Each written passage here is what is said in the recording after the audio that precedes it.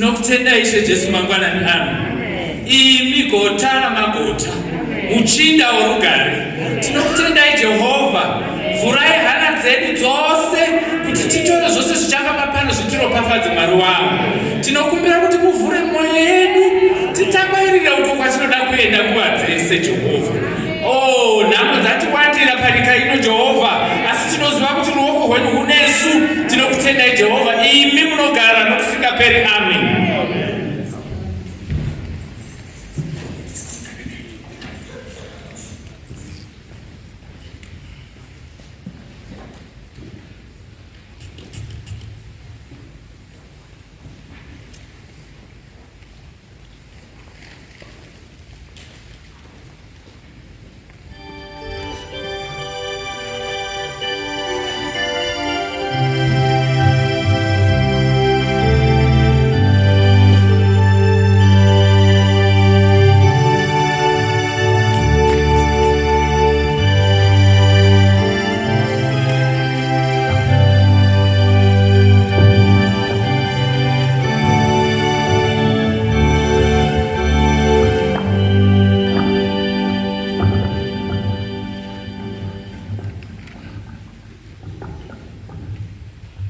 Haleluya. Haleluya. Sibonga uThixo ekuseni namhlanje sifika futhi isikhathi sethu sokukhonza. Manje sibisikhathi se-Sunday school asiqale nabantwana abancane sibeke isikhathi sethu laphana sithole ingoma zethu elementary children elementary class abangasinikeza ingoma ngibona bayipractice lapha ngaphandle laphana. Come forward and give us your songs. One beautiful songs you prepared this side and this side. Come quickly.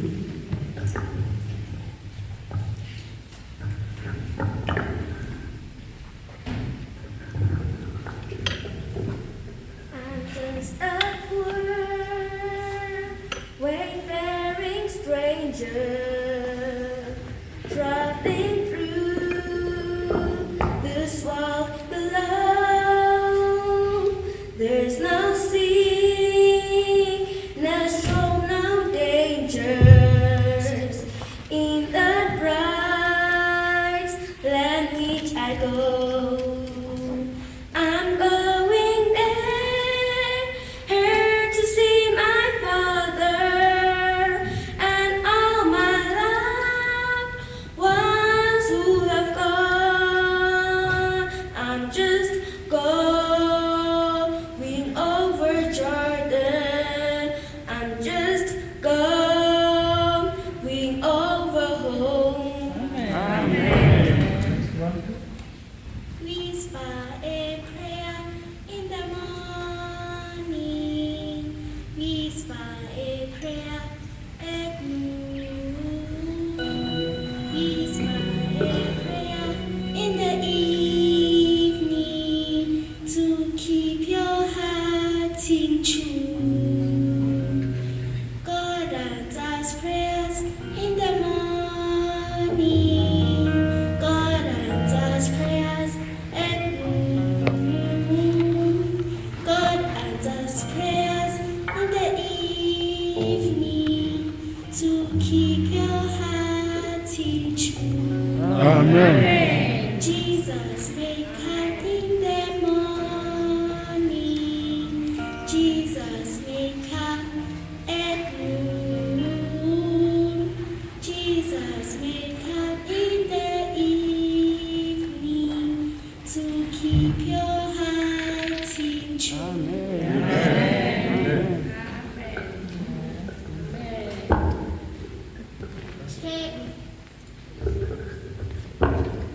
Tendo na ugara kayuva. Tendo na ugara kayuva.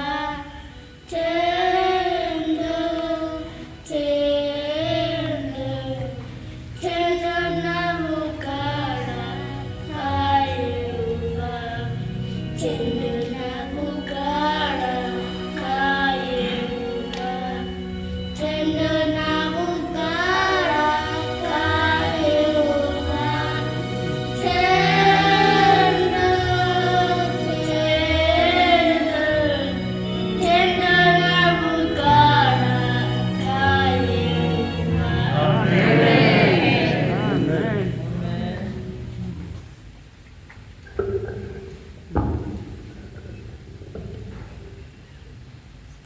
Praise the King, praise the King, praise the Master King. Jesus the day to pray and day to pray. Praise the Master King. Amen.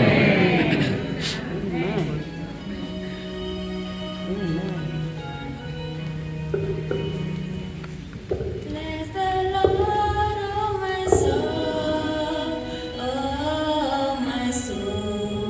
I worship His holy name. Sing like never before, oh my soul. I worship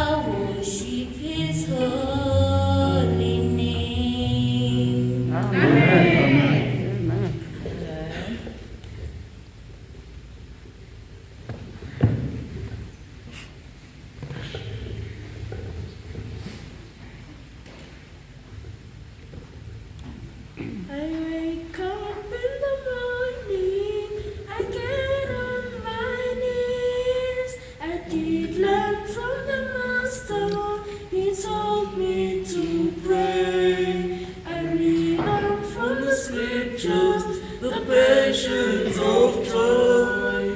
Keep on your faith and live with God. Jesus is the Redeemer and friend, the only comforter when you feel you're alone. He will be there when you cry out. Keep on your faith and live with God. Jesus is the Redeemer and friend, the only comforter when you feel you're alone. He will be there when you cry out. Keep on your faith and live with God. I wake up in the morning, I get on my knees. I did learn from the Master, he taught me to pray. I read on from the scriptures, the patience of Job. Keep on your faith and live with God. I wake up in the morning, I get on my knees. I did learn from the Master, he taught me to pray. I read on from the scriptures, the patience of Job. Keep on your faith and live with God. Jesus is the Redeemer and friend, the only comforter when you feel you're alone. He will be there when you cry out. Keep on your faith and live with God. Keep on your faith and live with God. Siyabonga. Ukuba manje ke siyenze Sunday school cruise yethu thina elementary lessons sithini isifundo sethu elementary lesson the first hand. Yes. And then he tried to find the power of God. And 8 verse 5 to 25. Lesson 186. Can I cross my lips? By their fruits we shall know them. Matthew 7 verse 8. Okay. Oh, khona omunye isimshini ukuhlabelela. Let's give him an opportunity to sing as well. Yes.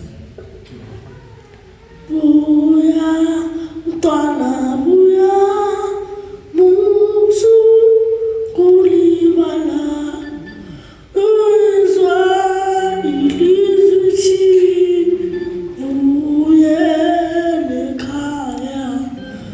Buya, mntwana buya, izwi lilibela, izwa ilizwi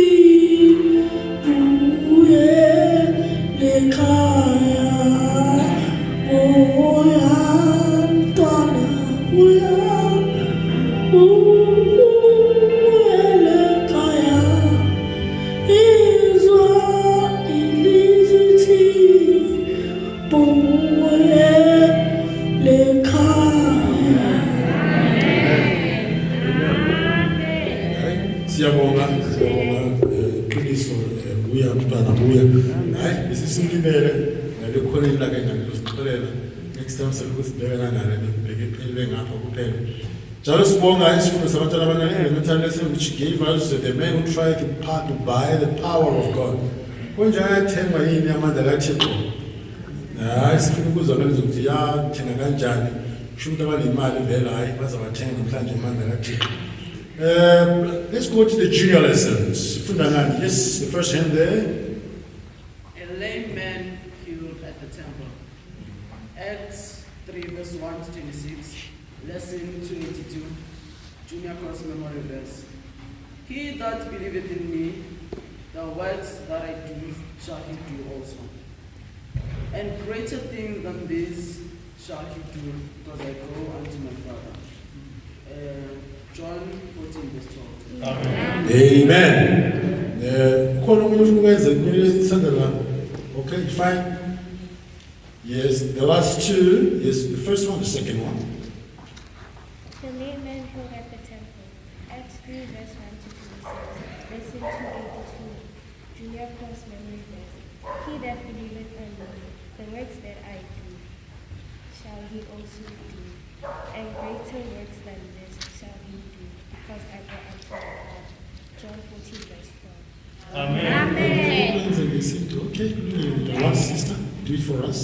The layman healed at the temple, Acts 3 verse 1 to 26, lesson 282, Junior Course Memory Verse. He that believeth on me, the works that I do, shall he do also, and greater works than these shall he do, because I go unto my Father. John 14 verse 12.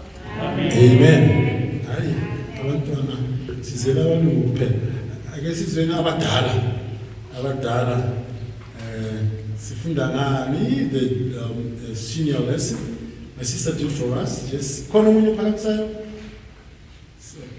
lesson yabadala. Uqala ngami exercise. The layman healed at the temple, Acts chapter 3 verse 1 to 26, lesson 282, Senior Course Memory Verse. The prayer of faith shall save the sick, and the Lord shall raise him up, and if he have committed sins, they shall be forgiven him. James chapter 5 verse 15. Amen. Anyone? No one. Okay, let's say Mama. Senior Course Memory Verse. Chapelo ya tumelo iphilisa. Iyaphilisa.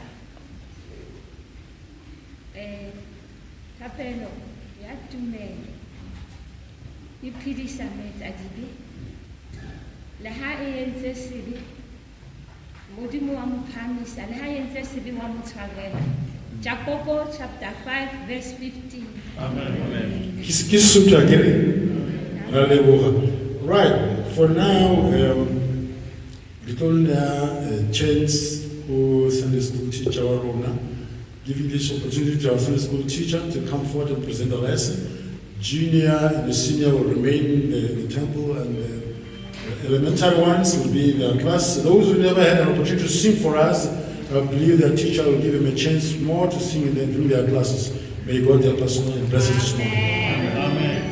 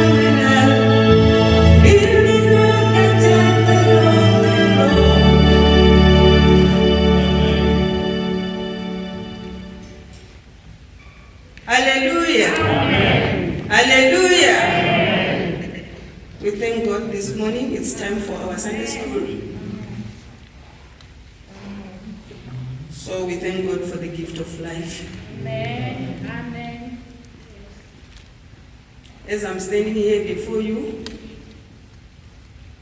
may God help me to be a loudspeaker. Amen. Or to be just like this mic. Amen. So that you can see him, but not me. Yes. Amen. Because if you see me, you will glorify me. But if you see God, you will glorify God. Amen.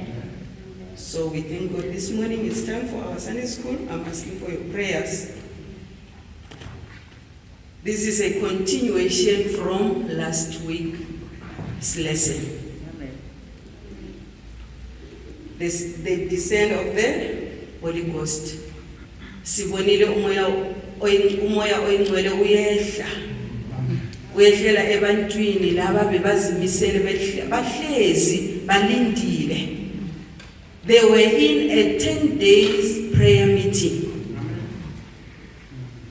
Bahlezi kungekho into bayenzayo bathandaza. And they were one. And God did miracles. God performed miracles. They were baptized by the Holy Ghost. And all fear was gone. Angithi siyazi ukuthi bebahlezi basaba. But manje after bathole umoya oyingcwele, amandla kamoya oyingcwele, ukusaba konke kwaphela. That is why we saw Peter preaching. And 3,000 people were saved. That was the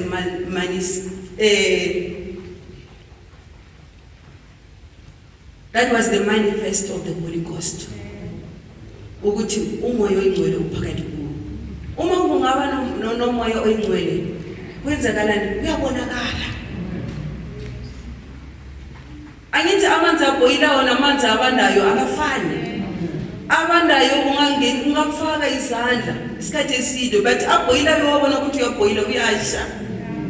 So uma umuntu anamandla kamoya oyingcwele akahlali. Akasabi ukukhuluma ngesibindi. That is what happened to Peter and other disciples. So siyabonga isifundo sethu namhlanje. It says the lame man healed at the temple. Kaningi uma ngime phambi kwenu ngiyathanda ukuthi ngimixe ama languages ukugcina isikhathi sethu ukuthi singathathi into ye1 hour ithathe 2 hours or 3 hours. So uNkulunkulu ngathi angangisiza nami kukhona ukuphuma kahle kuziwe ngabantu bonke. Our lesson states that the lame man healed at the temple. The lame man healed at the temple. Indoda eyisilima ipiliswa etempelini, or indoda eyisishosha ipiliswa etempelini. Acts 3 verse 1 to 26. Memory verse, sizwile memory verse, senior memory verse. The prayer of faith shall save the sick, and the Lord shall raise him up. And if he have committed sins, they shall be forgiven him. Umthandazo wokukholwa uzophilisa umuntu ogulayo. Uma ayenze izono uzenzani? Uzothethelelwa. Akathethelelwi automatically. You have to pray for the forgiveness of sins. So uNkulunkulu makasize sikhona ukuzwisisa. Junior memory verse. It says, he that believeth on me, the works that I do, shall he do also. And greater works than this shall he do, because I go unto my Father. John 14 verse 12. Yes, in here it was on James 5 verse 15. Siyabonga siyaqala isifundo sethu, working the works of God. Sizwa abantu belaba bebahlezi bathole amandla kamoya oyingcwele baqala kwenza yini? Ukusebenza.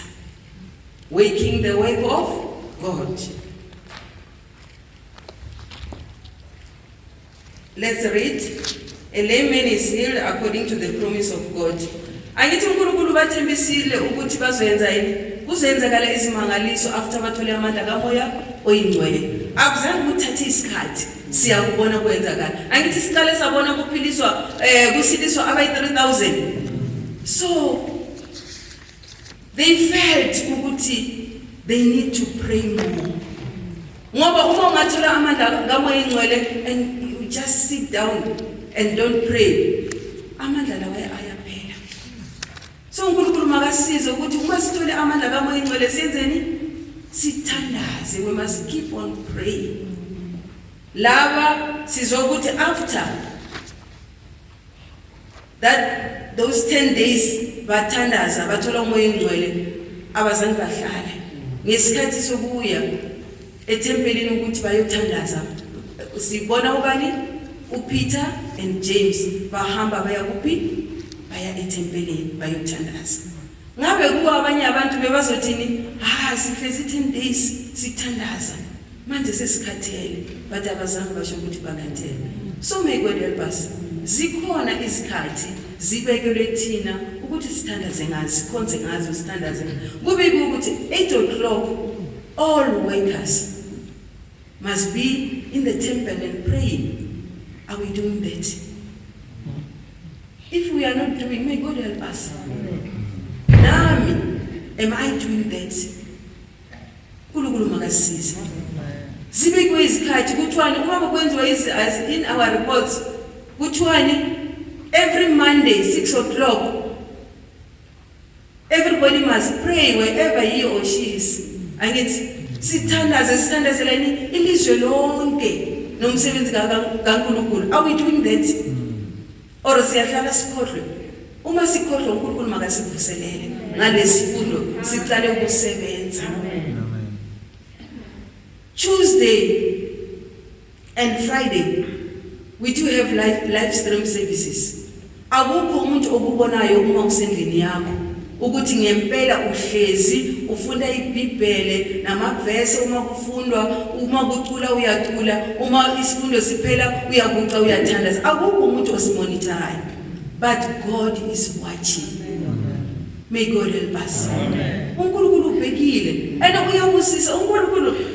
Siyabonga uNkulunkulu ngalamalanga isikhathi sani se-technology. Izinto leziya ama-WhatsApp ama-YouTube lawa bebathi asebenza maybe izinto ezingekho right ukupromote izinto ezingekho right. We thank God through this pandemic nathi siyakhona ukuwasebenzisa ukuthi imimoya yenzeni iphile isikhaya ulapho manje uzothi uNkulunkulu angitholani isikhathi or angizwangi ivangeli likulanda endlini yakho uhlezi at the comfort of your home. May God help us. uNkulunkulu makasize le ndaba sithathe ukuthi ibalulekile ukuthi uma singayenzi uNkulunkulu ubhekile naba bayalandela umthetho. 9 o'clock bayazi ukuthi isikhathi somthandazo etempelini bayahamba baya kuphi etempelini. Ngabe bangahambani bebazohlangana naso isishosha ubaba loya wesishosha. No, they couldn't have met the lady. Thank God. They felt the need for prayer. Ungathi uNkulunkulu angasiza. Let's read Acts 3. Omuzo ukuthi sisheshe sibambe isikhathi uzosifundela in Zulu from verse 1 to 10. Omunye angafunda from verse 1 to 5, omunye 6 to 10.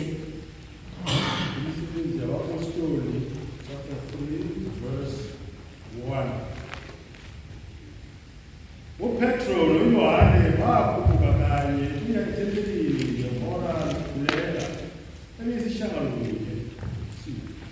Wathwala umuntu owayesishosha lokhu wazalwa. Bambeka imihla ngemihla esangweni lethempeli okuthiwa lihle ukuze acele imali kwabangena ethempelini. Wabona uPetro noYohane beza kungena ethempelini wacela imali. 4. uPetro wambekisisa kanye noYohane wathi sibheke. 5. Wababheka ethi uza kwampiliswa imali yibo. Verse 6. Khona uPetro wathi kuye angena siliva negolide kepha nika lokhu enginako ngegama likaJesu Kristu waseNazaretha suka ume uhambe. Amen. Verse 7. Wambamba ngesandla sokunene wamisa waqina masinyane izinyawo zakhe namaqakala akhe.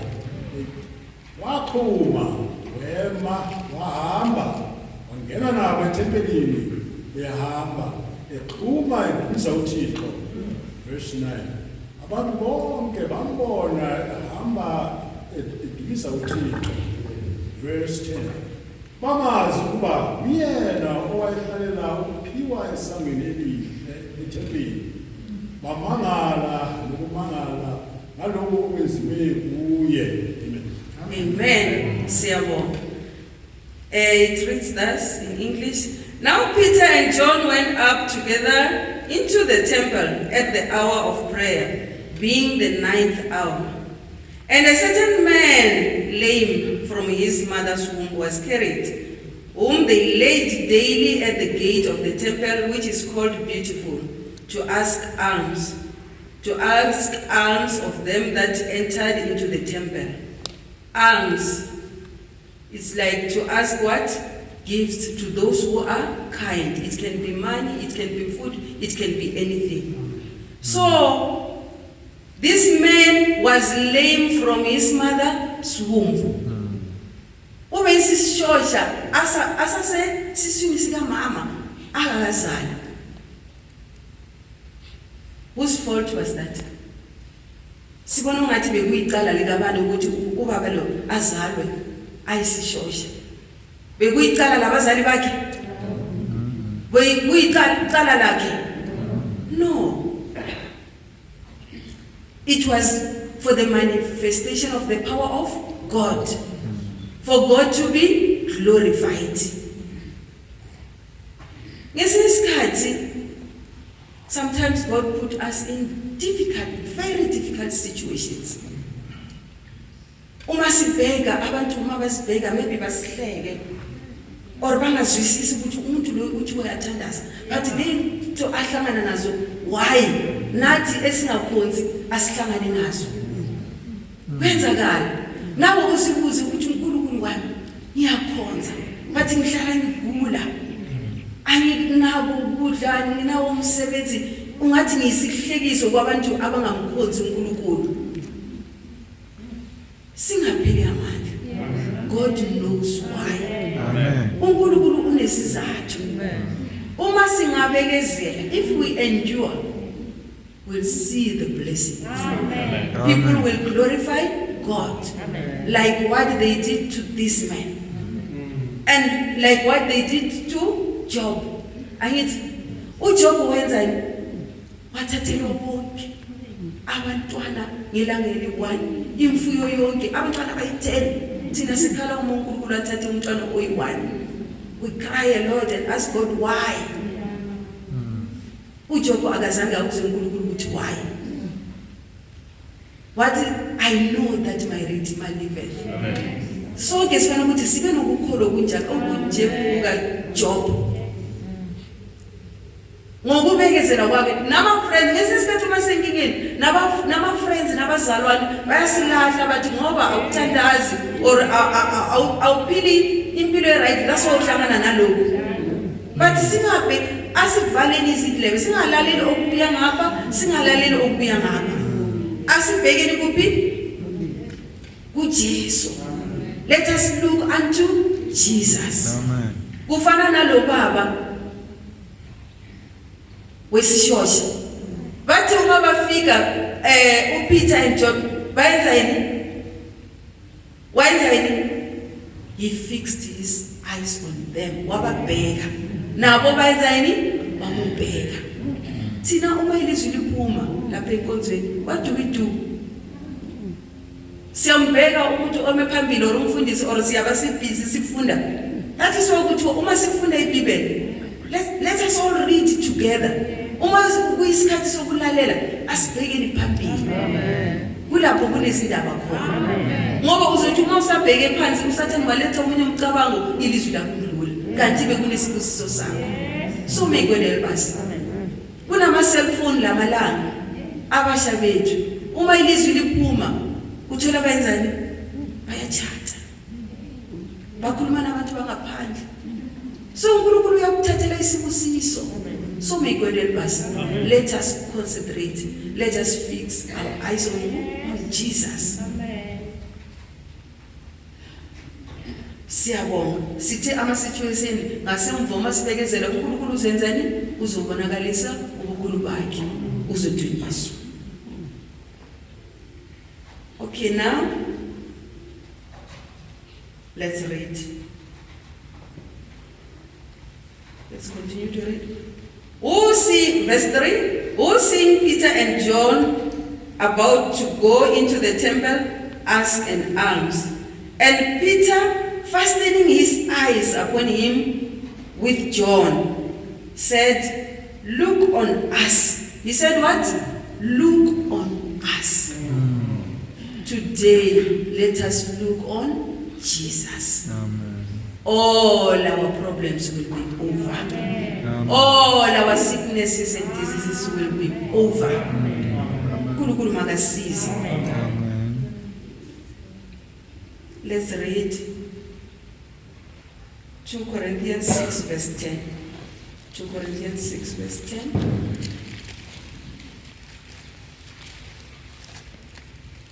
2 Corinthians 6 verse 10. In Zulu.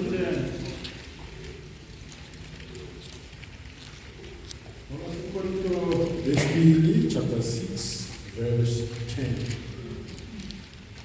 Sinjengabadabukileyo, kepha sisathokoza njalo.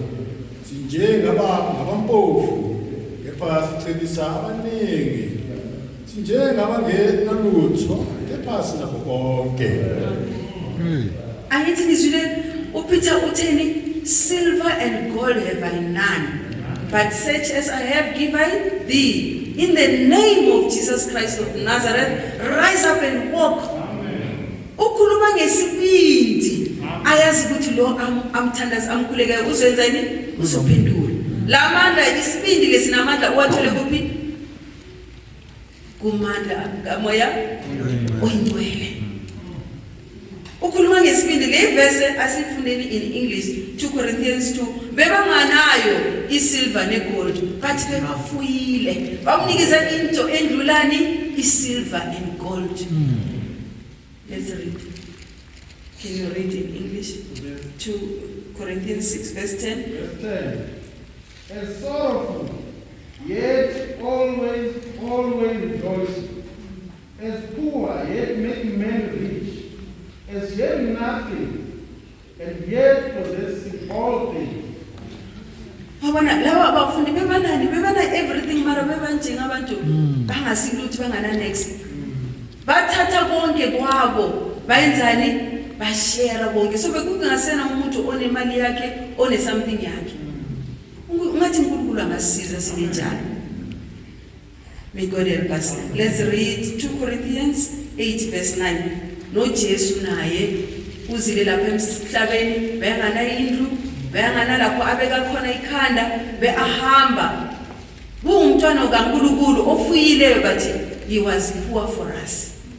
He was made poor for us. Okay, let's read 2 Corinthians 6 verse 8 and 9. Chapter 6, verse 8 and 9. Angisho lokhu ngokunyala, ngisho ngokukhuthala kwabanye, lingakuthanda kwenu uma kuyiqiniso. Verse 9. Ukuba niyazi umusa weNkosi yethu Jesu Kristu, ukuthi noma ecebile, noma ecebile waba mpofu ngenxa. Okay, you can continue. Ukuba nicebe ngobumpofu bakhe. Amen. Ungathi uNkulunkulu angasisiza. Noma singaba nezinto zethu. Sibonakala ungathi asinalutho. May God help us. Kunabantu abanye uma banezinto uzombona ukuthi manje kungena umuntu onezinto zakhe. Omunye nomunye ufana ukuthi angufile. So may God help us. Singabonakala ukuthi sinezinto zethu. Njengobani? NjengoJesu, ngabapostoli. Abantu mababheka babona ukuthi lapha ngeke sithole lutho. Bathi uma uthi ngegama lika Jesu baphile. Bathole okundlula imali. So uNkulunkulu makasize. Verse 7. And he took him by the right hand and lifted him up And immediately his feet and ankle bones received strength. Amen. Immediately. Ngani ngokukholwa. Isishosha lesi besibabhekile si expect something. Maybe bese expect imali but ukukholwa khona lokho. SoNkulunkulu makasize. Ngokuphasima kwehlo wenzani? Waphila. Wathola amandla. Amanyawo waba straight. Waqala kwenzani? Wahamba. Ajabulile. Kulapho kuneculo elithi silver and gold have I none, but such as I have give I thee, in the name of Jesus Christ of Nazareth, rise up and walk. He went walking and leaping and praising God, walking and leaping and praising God, in the name of Jesus Christ of Nazareth, rise up and walk. Baba ukujabulo kukhulu. Amen. Sokuthi umuntu wazalwa angakhona ukuhamba acela. It was a great day. Uma sizalwa ngokusha kuba ilanga elikhulu lenjabulo. Ungathi uNkulunkulu angasisiza. Let's read verse 9 in English. Verse 9. And all the people saw him walking and praising God. Verse 10. And they knew that it was he which sat for alms and abuse the gate of the temple. And they were filled with wonder and amazement at that which had happened unto him. Amen. Abantu bayenzani babona lokho okwenzakaleyo kule ndoda yesishosha bamangala. Angithi abantu bathanda ama miracles. Namhlanje sithanda ukubona izishosha zisukuma kuma wheelchair sikona ukudumisa sithi hey le nkonzo kule nkonzo kunamandla. Kanti khona amandla athulileyo. Amen. Aphakamisa isishosha aphilisa umuntu ogulayo. Amen. Singaboni aphakame amdumise ukuthi ngiyabonga bengakhona ukuvuka bengakhona ukukhuluma bathi uNkulunkulu ngiphilisile. Singazisoli asimdumiseni uNkulunkulu. Amen. Singasho ukuthi asayenzeki lezi zinto ngoba asiboni abantu basukuma ku-wheelchair. Sibhekelele abantu abafikayo ama miracles basukuma kuma wheelchairs kanti abenzeni bamtshekile ukuthi wena uze nge-wheelchair uzohlala ku-wheelchair uma sithi ngegama lika Jesu uphakame. Uma sibona aphakame nathi siyakholwa sithi hey le nkonzo awafuna. Yethu akukho amandla. Akhona amandla andlula okwenza umuntu ukuthi akhona ukuphila angasenzi izono. Indoda le benganakekela umndeni ikhona ukuphila manje siyazi ukuthi ngingubaba ngifana ukuthi nginakekele umndeni wami. Akhona amandla andlula lawo. Power that can transform a person. Isidakwa sibe umuntu alright. Umuntu mentally disturbed. Ahlale phansi agcoke kahle umbone aphilile alright. Sibone isimanga uma siza lapha eBhayibhelini. Uma siza ngezono ubuso bethu bokubi. Asisibhekeni uma sibeleni ukuthi besinjani. Sisibheke namhla after being born again, sanctified and baptized with the Holy Ghost. Sisibheke ukuthi sinjani. Nabanye bethu sibabheke sikhumbule sike sireverse sirewind sibone ukuthi uma babuye egospeleni bebanjani. Bebagcoka kanjani. Sizobona ukuthi uNkulunkulu wakhona ukumtshintsha umuntu. Amen. Lesi besiphila sithi ngeke sikhona ukuphila singazenzi. Abanye bebangakhona ukuphila umuntu angakhona ukuphila enenkosikazi oyiwayo. But manje siyambona uyakhona ukuphila nonkosikazi eyiwani. Noma abanye bathi ngeke ukhona ukuphila yena uyakhona. Ukhoniswa ngathi akuseyamandla kaNkulunkulu. Amandla kaNkulunkulu. So may God help us. Simdumise singazithatheli phansi akusekho kusasekhona. Amen. Let us glorify God. Kukhona sizobona okukhulu. Uma ngisho kanjalo inhliziyo yami izolo yajabula ngazwa ngathi I've just been born again. Amen. uma ngibona usisi Sister Tembeni Ngobo, she asked for prayers. We didn't know her. But sakhulumisana ngamajaji sakukhombisa ukuthi nabazalwane bayathandaza. Naba bathi amen, bathi siyathandaza. Wakholwa wathi nami ngiyathanda. Angisafuni ukuthi umuntu loyo bengase she was a vegetable. Uma akhuluma aku ambulance athi bengilalela ngizwa ama live stream umthumela ama link. Manje inhliziyo yami ibuhlungu ngoba ngiyoceda 2 weeks ngingasazi ilizwi likaNkulunkulu. Athi inhliziyo yami ibuhlungu, nami inhliziyo yami yaba buhlungu. Saba izinhliziyo zethu zaba buhlungu. But the following day ngesikhathi se-service ngithola umthumela yenye lami ufuna ilink. And bebabathathile amaze bathi bafuna ukuthi aphumele ngoba oxygen akakhona ukukhuluma, akakhona next. uNkulunkulu wenza isimanga. Amen. Wenza isimanga, uThembeni wenzani? Walalela ilizwi.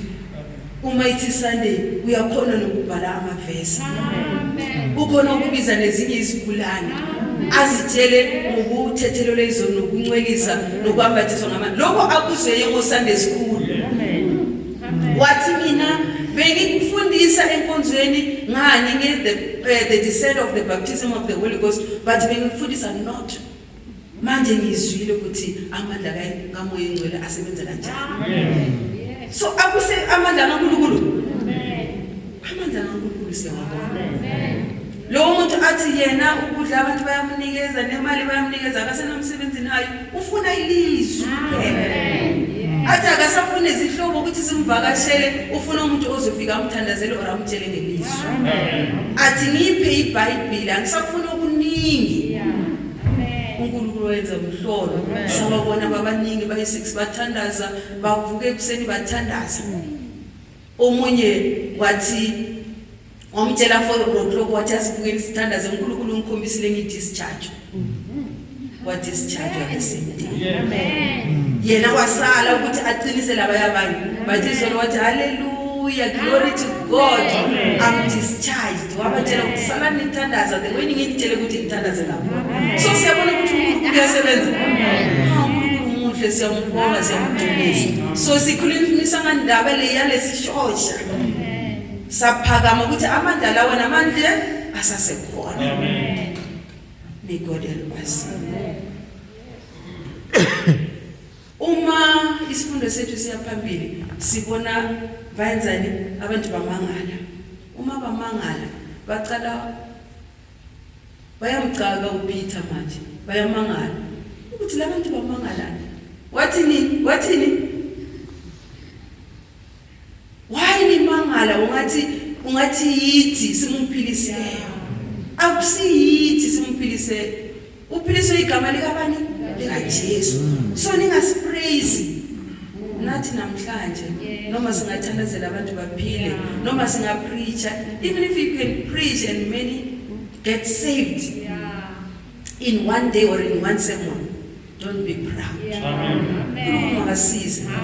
Ungathi mama kudumisa bathi ushumayile abantu basindiswa wathi amen. No. Glory to God. Amen. Udumo alifanele ukuthi liyokuphi ebantwini. Udumo lifanele ukuthi liyokubani? uJesu uNkulunkulu. Let's read from verse 11. Omunye makasifundele baba Kanyane, you can read for us. Umsebenzi wabaPostoli chapter 3 verse 11. Esabambelela kuPetro noYohane, abantu bonke bagijima babuthana kubo esisangweni ukuthiwa likaSolomona. Bamangala kakhulu 12. uPetro sebone lokhu waphendula wathi kubantu, madoda abaIsrayeli, nimangalelani ngalokhu na? Nisibukelani ngokungathi simamisele umuntu ngamandla ethu nangokulunga kwethu? 13. uThixo kaAbrahama noIsaka noYakobe, uThixo wawo baba bethu umdumisile indodana yakhe uJesu enamnikelayo. Okay, siyabonga baba. Verse 12. And when Peter saw it, he answered unto the people, Ye men of Israel, why marvel ye at this? Or why look ye so earnestly on us, as though by our power or holiness we had made this man walk? Sikhulumile ukuthi wabathela wabakhuza ukuthi wayinimangalo ngathi thina yisithi siyenze ukuthi this layman walk. Akusiyithi ubani uNkulunkulu, ngathi uNkulunkulu angasiza nathi sibe nawo lo moya. You can continue. Sizwe uma isifundo sethu siya phambili wagcwala ngamandla kaMoya oNgcwele. uPeter wenzani? Wabatshela izindaba lezi asaba ukubatshela ngoJesu akasasabi. Uyabatshela amaJuda ukuthi nami ubulala uJesu. Okay, you can continue. Verse 12. uPetro sembone lokhu waphendula wathi kubantu, Okay, verse 13. Verse 13.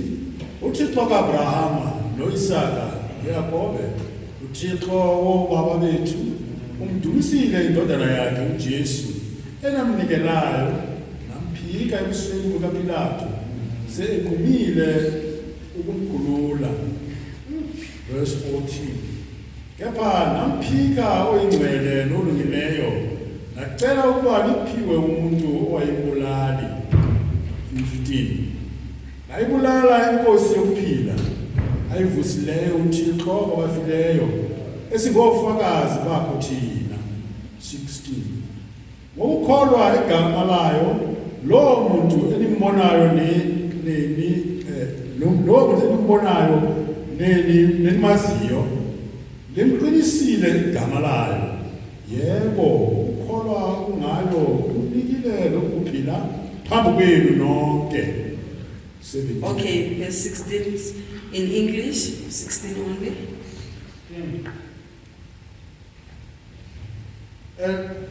And his name through faith in his name had made this man strong, whom ye see and know, ye the faith which is by him yet given him, this perfect soundness in the presence of you all. Amen. Bathi indoda le iphiliswe ngani? Ngokukholwa. Amen. Indoda le yabanani nokukholwa. Noma abafundisi bangathandaza wena umnikazi ogulayo ungayikholi ukuthi uzophila. Uzophila? No. Sifana ukuthi senzeni? Ngaphandle kokukholwa ngeke sikhona ukumjabulisa uNkulunkulu. So may God asibe nokukholwa ukuthi abafundisi uma bathi ngegama lika Jesu banokukholwa, nawe ukholwe and you receive. Amen. UNkulunkulu makasize. Let's read Hebrew 11 verse 6. We must have a childlike faith. Hebrew 11 verse 6. 11 verse 6. But without faith it is impossible to please him. For he that cometh to God must believe that he is, and that he is a rewarder of them that diligently seek him. Amen. Amen. Uma siya kuNkulunkulu sifuna ukukholwa ukuthi ukhona. And uzosivuza, uvuza labo abamfunayo ngezinhliziyo zabo zonke. So uNkulunkulu makasize simfune ngezinhliziyo zethu zonke. Because without faith we cannot please God. uNkulunkulu makasize. Ukukholwa lokho khona lokuya okuncane. Ukho uNkulunkulu akufunayo. God is not a respecter of people.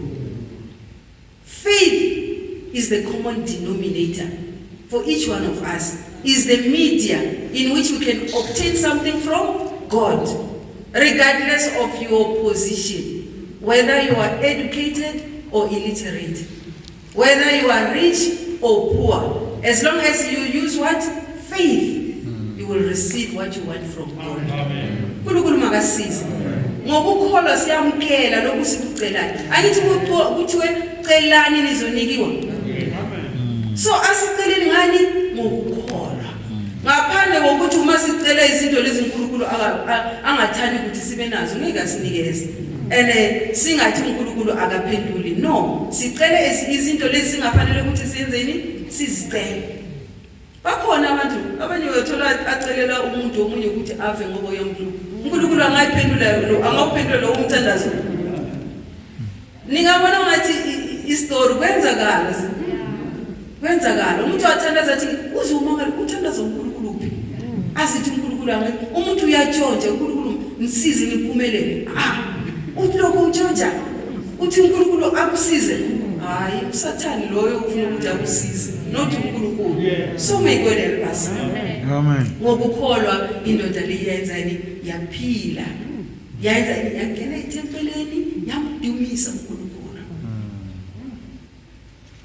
Ngathi uNkulunkulu angabheka abantu ababhekayo basesibedlele ababhekayo basemakhaya ukuthi baphakamise ukukholwa ukuthi ngegama lika Jesu bathole ukuphila.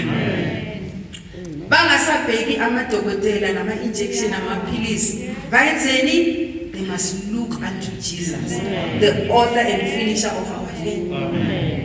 Baya ngegama lika Jesu bayenzani bayaphila. Sizozwa ngani ngobufakazi. Phela uNkulunkulu akasebenzi lapha. Wherever you are, as long as you have faith in God, ukwenzani uyaphendula. So waqala ukubashumayela uPeter wabatshela ukuthi babulala ayinesibindi abatshela ukuthi babulale uJesu. uJesu lo noma awafa wavuka usabafuna noma kunjalo noma bamphikile even if they denied him usabancenga ukuthi bayenzeni baphendule. Akanandaba ukuthi bambulala uyabancenga but it's up to them, it's up to us.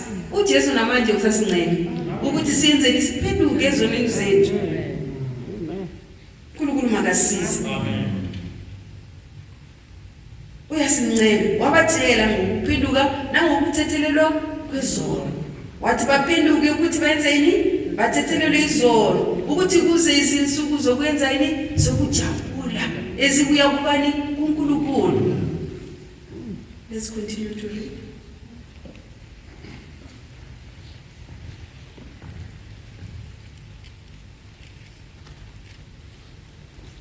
Verse?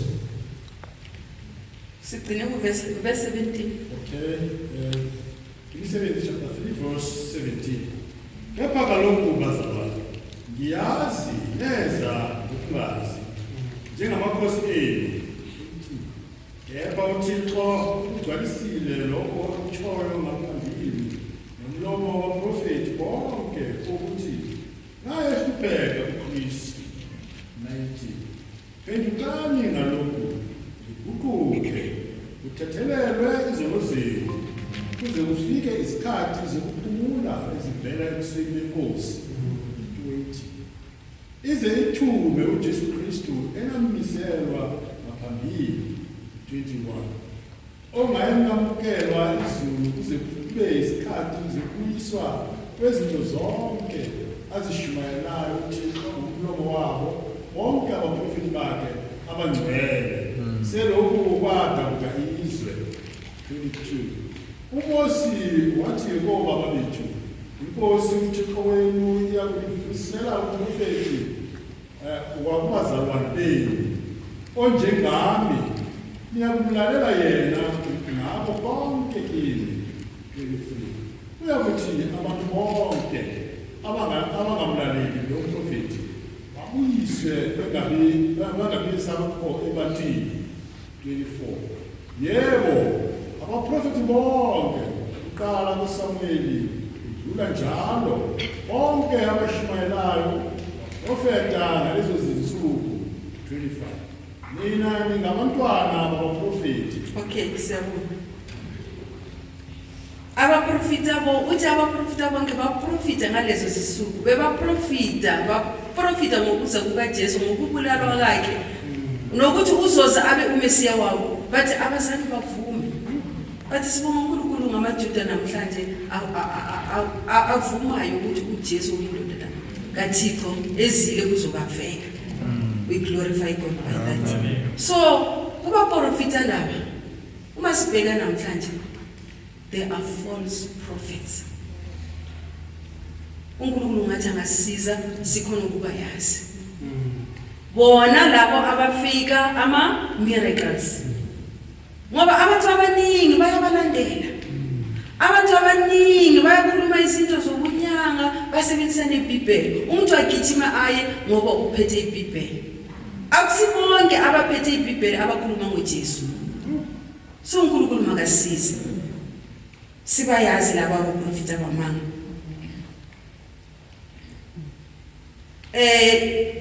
Verse 19, verse 19 in English. Can someone read for us? Verse 19. Repent ye therefore, and be converted, that your sins may be blotted out, when the times of refreshing shall come upon the presence of the Lord. Amen. Amen. In Zulu, let's continue to read from verse 25.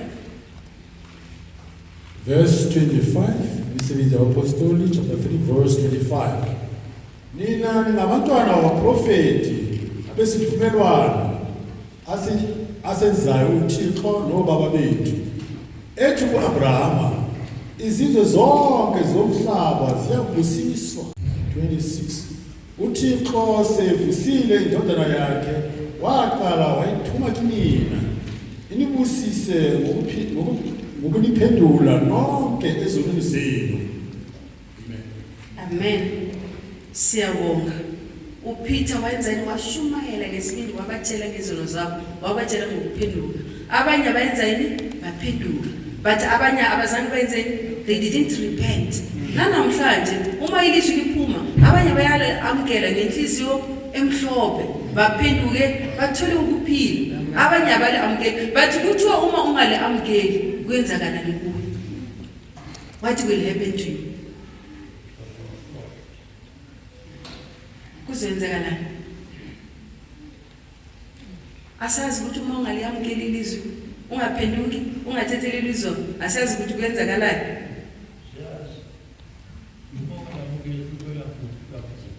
Uyakubhubha kabi impela.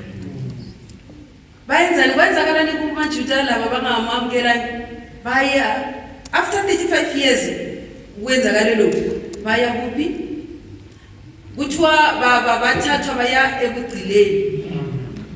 Bahlupheka. Nethempele la destroy. Ngokungamthembi, ngokungalaleli, ngokungaphenduki. Nathi namhlanje uma singaphenduki, likhona ilanga elibekiweyo. uNkulunkulu makasize siphephe kulelo ilanga. Lisithole right. So lapha esifundweni sethu sifundile the divine healing. Divine healing.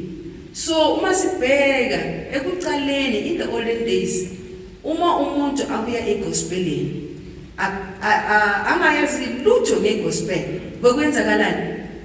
Agula, maybe let's take lo muntu uyagula akakhona next. Bebamtshela ukuthi thandaza ucele uNkulunkulu akuphilise.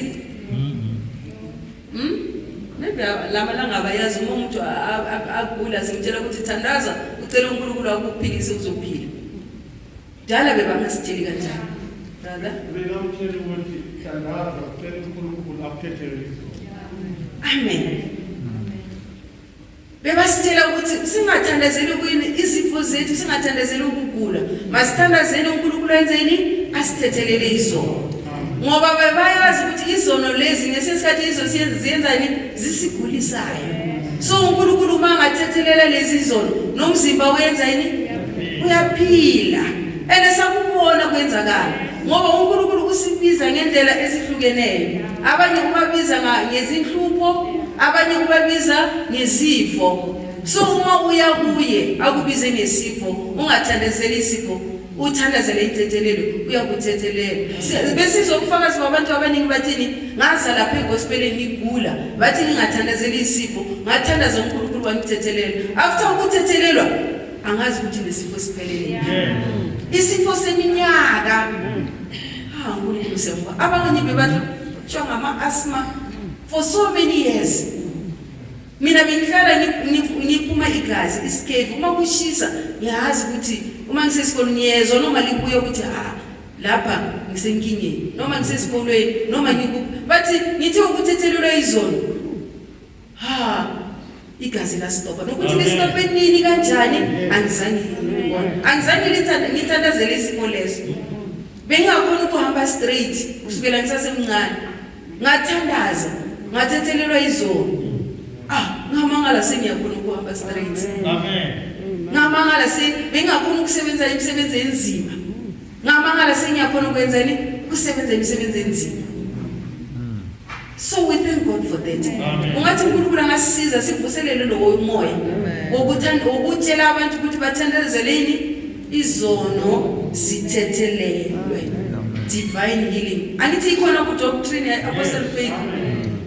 Khona siyawazi akhona ama doctrine angithi. So nale yinye yama doctrine wala asizweni kushinyayelwa nge divine healing. Abantu bayaphakama ukukholwa kwenzani kuyaphakama. Abantu baphile. Let's read John 5 verse 14. John 5 verse 14.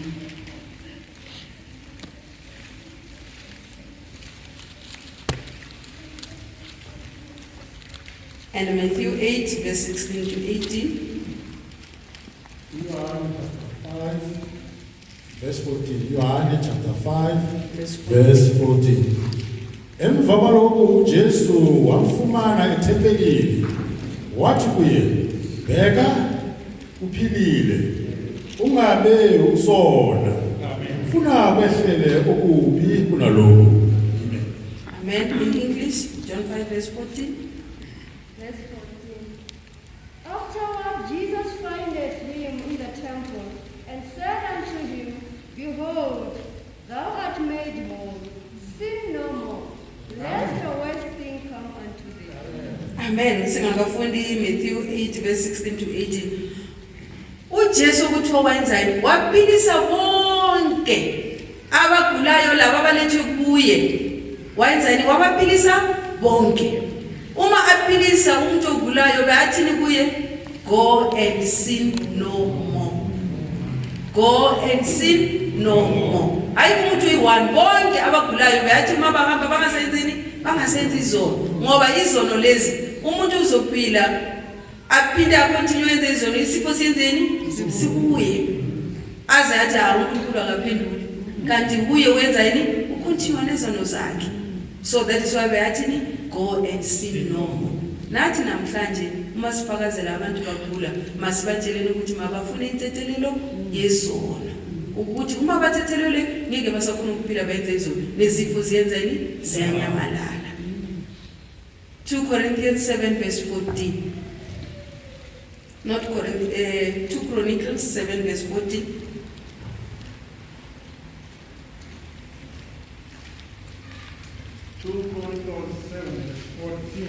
Then we'll read Matthew 8 verse 16 to 18.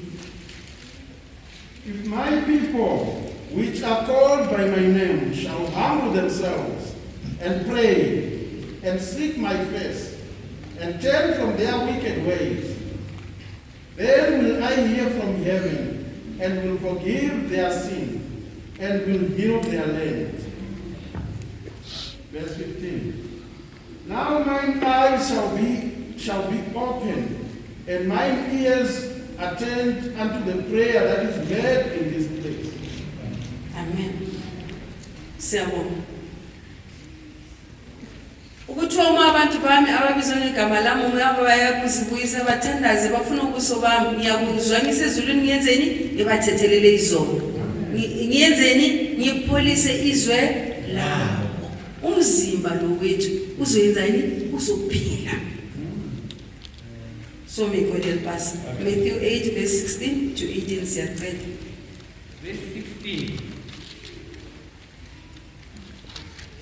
Verse 16. When the even was come, they brought unto him men that were possessed with devils, and he cast out the spirits with his word, and healed all that were sick. 17. That it might be fulfilled, which was spoken by Isaiah the prophet, saying himself took our infirmities and bare our sickness. 18. Now, when Jesus saw great multitudes about him, he gave commandments to depart unto the other side. Okay, siyabonga. Let's read Acts 19, verse 13 to 16. Acts 19, verse 13 to 16.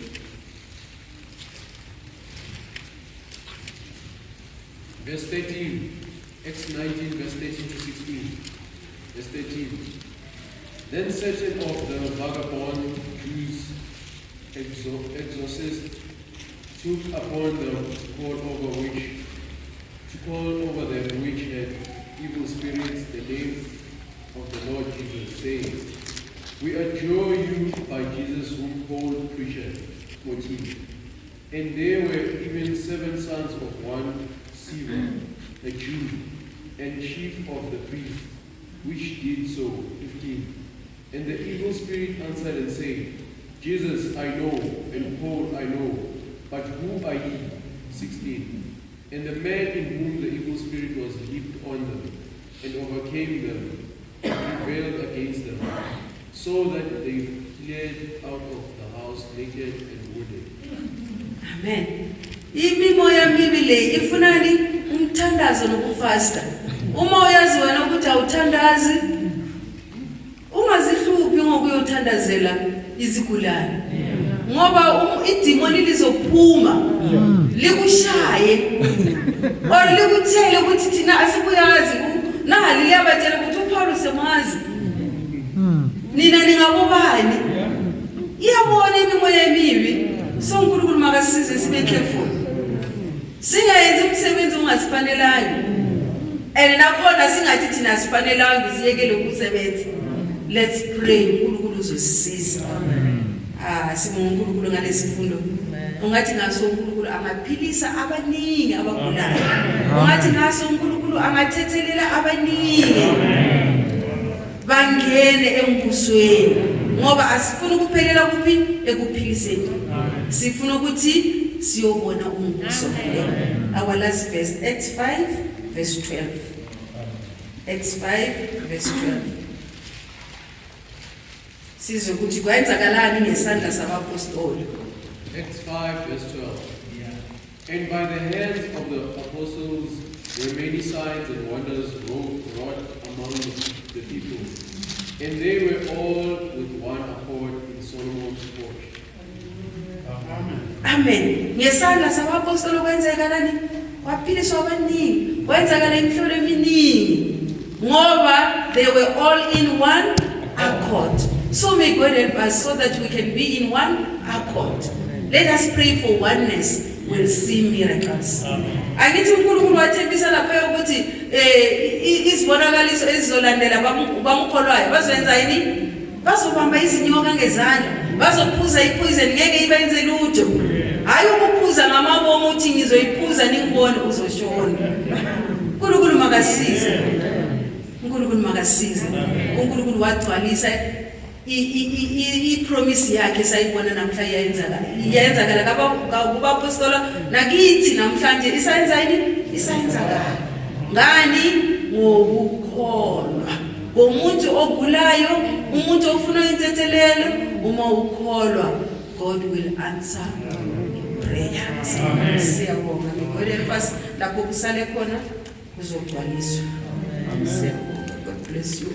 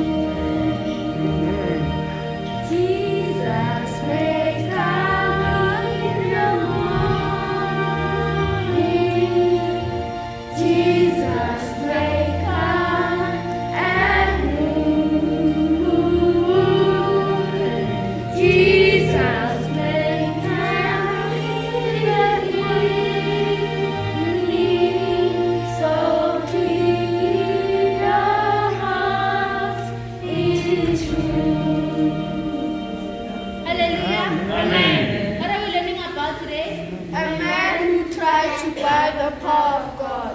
Acts 8 verse 1 to 25. Lesson 126. Primary cause remembered verse. By their fruits he shall know them. Matthew 7 verse 20. Amen. Can we please have the summary? Today we learn about the man who tried to buy the power of God.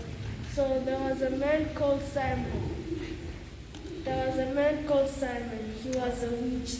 So the witch, there was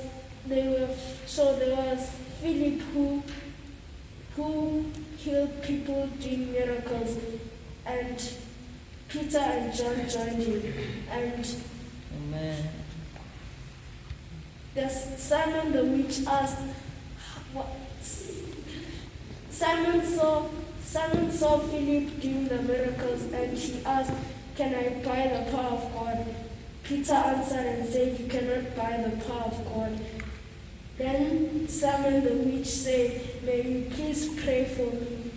And then they said, Peter said, "I'm gonna pray for you." Then he didn't become a witch again. Amen. Question. Where did Philip go to preach? In the city called Samaria. Amen. What man lived in the city? Me. Simon. Amen. What two men were sent to Samaria? Peter and John. Amen. Were someone's powers from God? Amen. No. Amen. Who wanted Peter to pray for you? Simon. Amen. Amen. And what did you learn today? I learned that the power of God can't be bought. Amen. I learned to be good in the sight of God. Amen. Amen. Amen. Amen. Amen.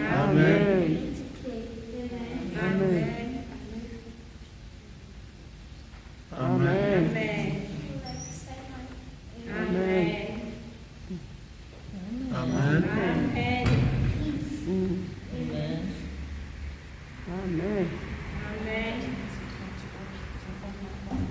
Amen. I learned that I must not stop praying. Amen.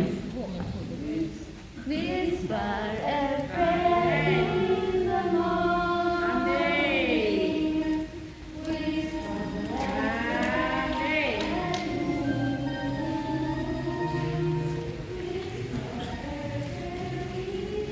The evening, so keep your heart in tune. Hallelujah. Thank God for the wonderful lesson we just had. May God help us. Elementary, we heard that they were learning about the man who tried to buy the power of God. He was a witch, he was a sorcerer. So, ukuthi abafundi bakaJesu, the apostles were performing miracles. And the power that the people he bewitched, now those evil spirits were coming out of them. So he thought in his mind, if I can have this power, maybe he was looking forward to make some more money. So Peter saw what was in his mind, and he rebuked him, and he told him to repent, because you can never buy the power of God. The power of God is for free.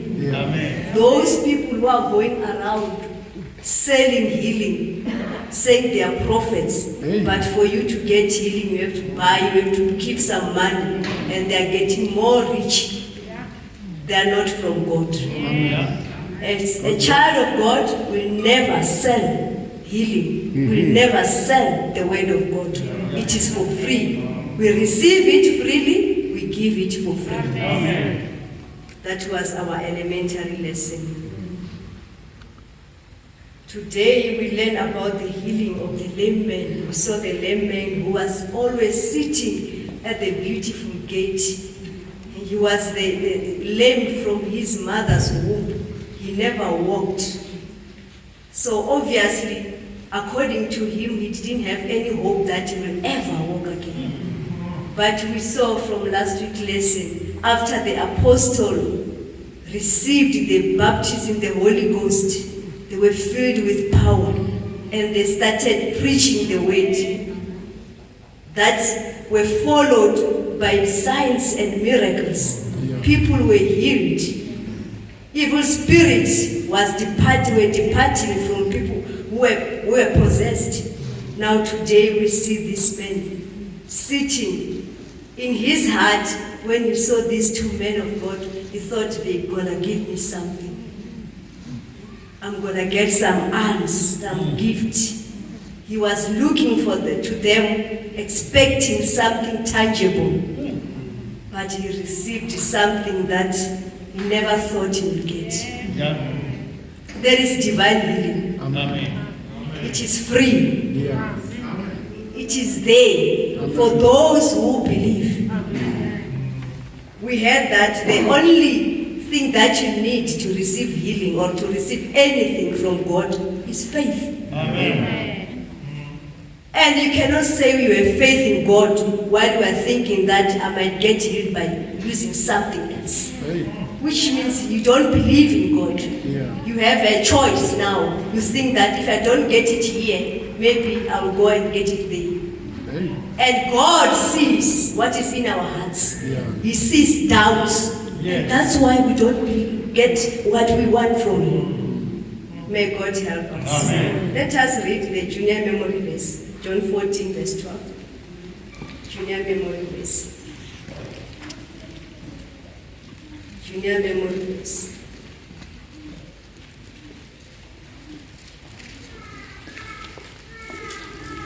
Verse 12.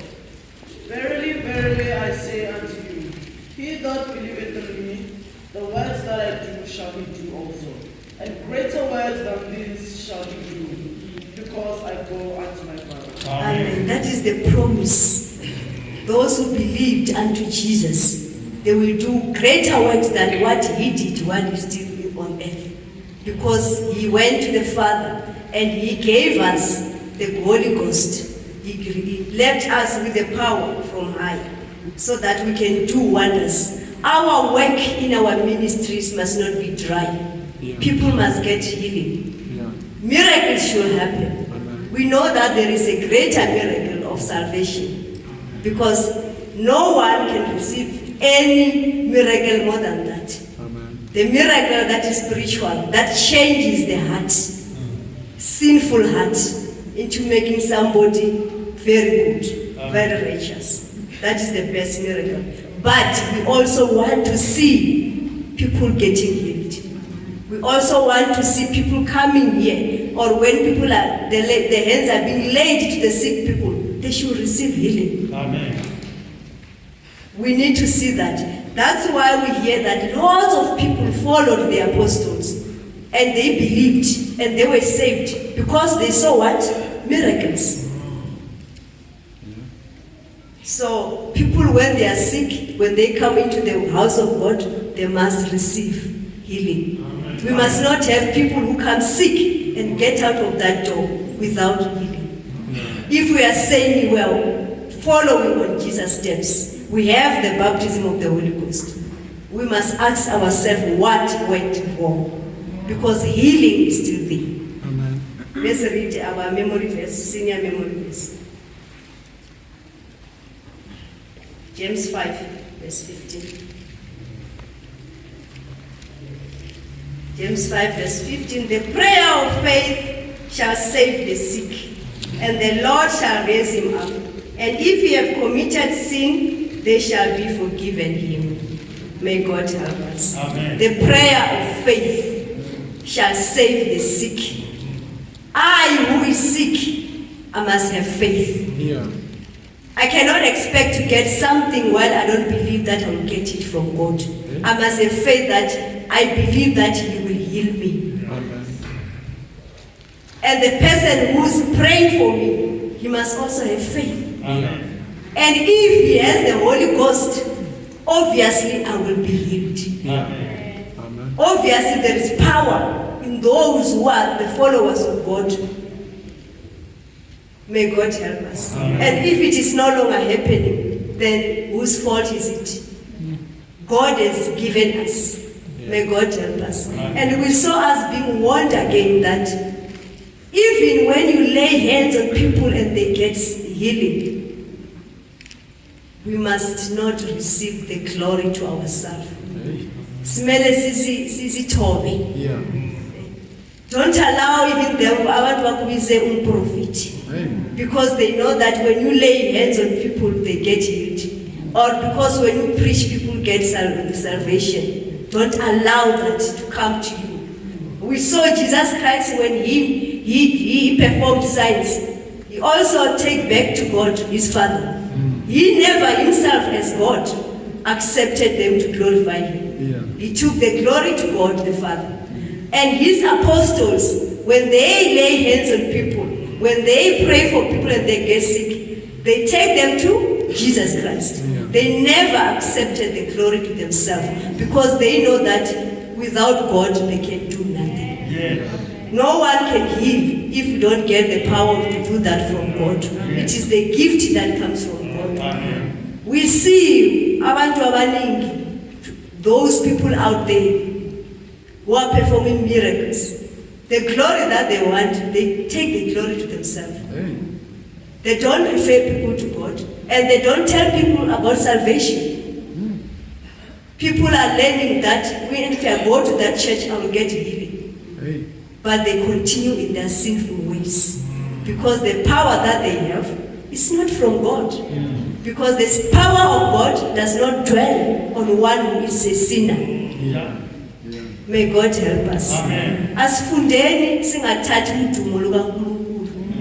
Whatever I can do, asithathe udumo silubeke to our Jesus Christ, to our God. Singathi mina I can do it. Sibe a humble spirit. And God will give us more and more. But today we have a challenge as Christians. There is a pandemic. People are sick out there.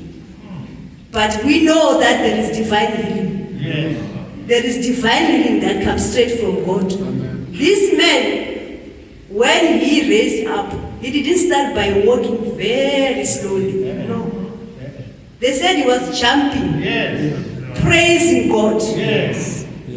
So, God's healing is perfect. And it's instantly. It is not gradually. You can't say I'm healed by God while you are still limping and say it is coming bit by bit. No. Divine healing is instant. It comes now and you are healed. You don't get better and better. That is not divine healing. May God help us. If we don't have divine healing in our congregations today, let's start seek what happened to the apostles. We heard from the last week's lesson, they were one. They waited. After 10 days of waiting in prayer, in supplication, they received the baptism of the Holy Spirit. And from there, they continued in prayer. They never stopped. They continued in prayer, which gave them power and to have the Spirit of God. When he talked to the lame man, he was bold. He said, in the name of the Lord, rise up and walk. He believed that Jesus Christ, whom he's serving, he's going to heal this person. But today, we are filled with doubts. Masibona isishosha singena. Mawubona mfundisi asukuma ukuthi angibeke izandla. Ngale mvana athi wasicaba, is he really going to be healed? As a believer, we don't have faith. If we have faith, even when we see somebody on their knees crawling into church, we'll believe that he will receive. But siyakhonza, we don't have faith. As now kokukholwa and ama miracles asisawawoni, because as now we lack faith. If we can have faith, we will see miracles. What is hindering miracles? What is hindering healing? if we are pure, if isithi siyakhonza silahlile izono sinakuyo amandla abuya kuThixo, what is hindering miracles? Which means we don't have faith. We heard that the faith is the common denominator to receive something from God. So maybe it's time to have faith, to ask God to give us faith. If we silahlile izono, sithethelele izono, sithola ubungcwele, sathola namandla, umuntu angena aphuma. So what is lacking? Faith. May God help us. Whoever is lying in hospital, whoever is listening to this lesson, maybe lying at home, rise up your faith. Amen. Search yourself and depart from iniquity if you are still a sinner.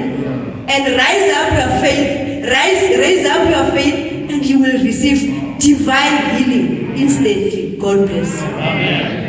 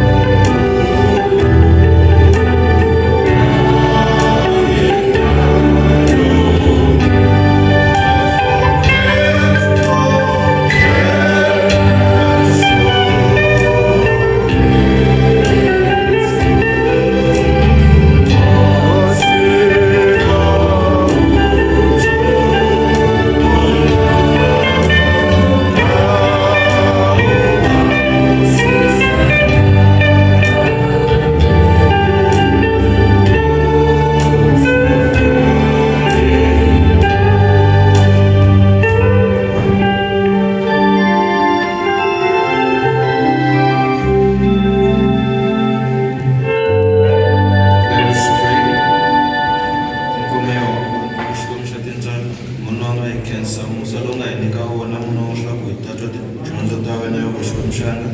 Hosi ya nga munhu nga hi khensa tintswalo ku hi dyondzisa munhu nga suka etilweni. Yehova munhu wanga leswi nga swi dyondza namuntlha ku ve swilo leswi tshamaka etimbilwini ta hina munhu wanga hi hanya hi swona hi masiku ni masiku Yehova Xikwembu. Hosi ya nga hi tiyisi munhu wanga endleleni ya wena hosi ya ku ri hi nga lahli tidyondzo ta wena munhu wanga ku va na hina mpundzu lowani Yehova Xikwembu ku katekisa na nkondzo leyi landzelaka ya devotional service Xikwembu ku va na hina hi vito ra Kreste mponisi wa hina amen.